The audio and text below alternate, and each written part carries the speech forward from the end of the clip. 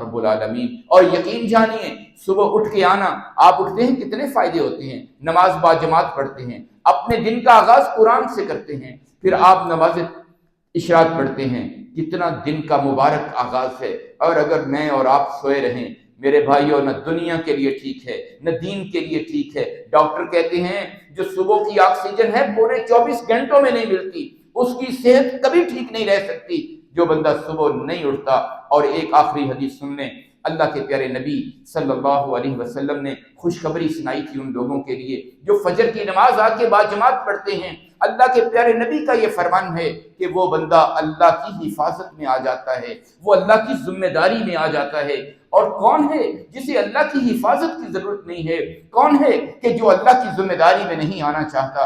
اگر میں اور آپ نہیں اٹھ رہے، فجر کو سو کے گزار رہے ہیں، تو ہم اللہ کی حفاظت میں نہیں ہیں، اللہ کی ذمہ داری میں نہیں ہیں۔ اللہ کے پیارے نبی صلی اللہ علیہ وسلم کے اس فرمان کو اپنے سینے میں محفوظ کر دیجئے۔ اگر دنیا کے اندر حفاظت سے رہنا چاہتے ہیں، اگر چاہتے ہیں کہ میرے معاملات اچھے گزریں، تو اللہ کا ذمے میں آ جائیے، اللہ کی حفاظت میں آ جائیے۔ فجر کی نماز کا خصوصاً اہتمام کیجئے۔ فجر کی نماز اللہ کے نبی صلی اللہ علیہ وسلم نے کہا تھا منافقوں پہ باری ہے، اور کہیں میں اور آپ اس صف میں تو نہیں جا رہے، ہم اس طرف تو نہیں سفر شروع کر دیا منافقین کی طرف۔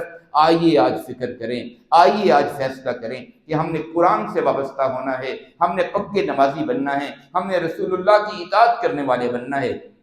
اللہ رب العالمین مجھے اور آپ کو